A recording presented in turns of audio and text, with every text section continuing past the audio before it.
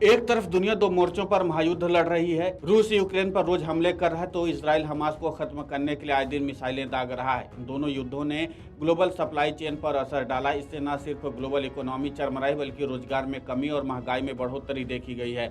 ऐसे में बजट में भारत सरकार के सामने इन दोनों से निपटने की सबसे बड़ी चुनौती होगी।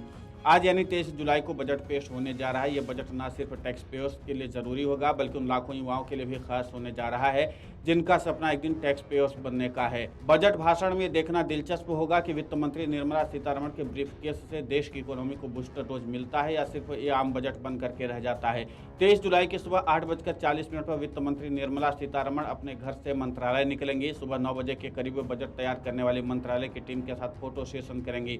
उसके बाद वे बजट पेश करने के लिए राष्ट्रपति की मंजूरी लेने के लिए चली जाएंगी। सुबह 10 बजे वित्त मंत्री और वित्त राज्य मंत्री बजट के साथ संसद पहुंचेंगे और वहां एक और फोटो सेशन होगा। 2 बार बजट से पहले फोटो सेशन का ट्रेडिशन पहले से चला आ रहा है।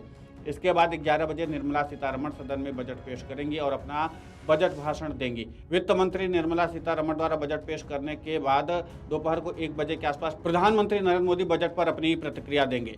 दोपहर 3 बजे वित्त मंत्री अपनी टीम के साथ बजट को लेकर एक प्रेस कॉन्फ्रेंस करेंगी। मीडिया रिपोर्ट्स की माने तो लोकसभा और राज्यसभा में आम बजट पर 20-20 घंटे चर्चा होने की संभावना है। वित्त वर्ष 2024-25 में इकोनॉमिक ग्रोथ रेट पर 6.5 से 7% बढ़ोतरी रहने का अनुमान है। 2023-24 में ये 8.2% रहने का अनुमान था। रिपोर्ट में कहा गया था कि प्रधानमंत्री नरेंद्र मोदी की सरकार का अभूतपूर्व तीसरा लोकप्रिय जनादेश राजनीतिक तथा नीतिगत निरंतरता का संकेत है। अनिश्चित वैश्विक आर्थिक प्रदर्शन के बावजूद वित्त वर्ष 2023-24 में घरेलू स्तर पर वृद्धि को बढ़ावा देने वाले तत्वों ने आर्थिक वृद्धि को सहारा दिया है। भारतीय अर्थव्यवस्था मजबूत तथा स्थिर स्थिति में है जो कि भू राजनीतिक चुनौतियों से निपटने में उसकी जुझारू क्षमता को दर्शाती है।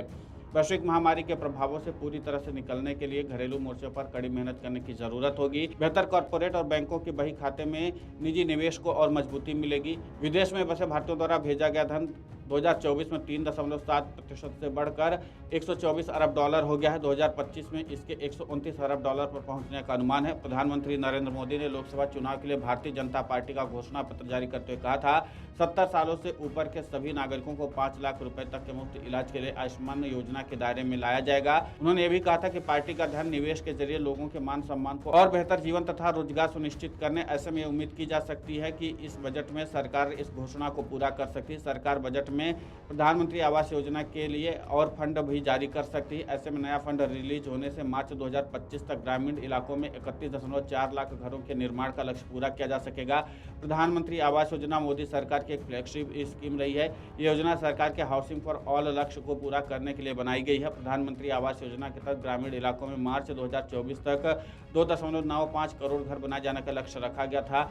नवंबर 2016 में जब इस योजना को लागू किया गया था तब से अब तक देश में 2.63 करोड़ घर बनाए जाने का काम पूरा हो चुका है। इस स्कीम को मोदी सरकार ने पिछली सरकार की इंदिरा आवास योजना में आमूलचूल बदलाव करके दोबारा लॉन्च किया था। Video desk amarujala.com। अगर आप ये वीडियो YouTube पर देख रहे हैं तो हमारे चैनल को सब्सक्राइब करें और बेल आइकन को दबाना ना भूलें। अगर आप Facebook पर ये वीडियो देख रहे हैं तो हमारे पेज को लाइक करें।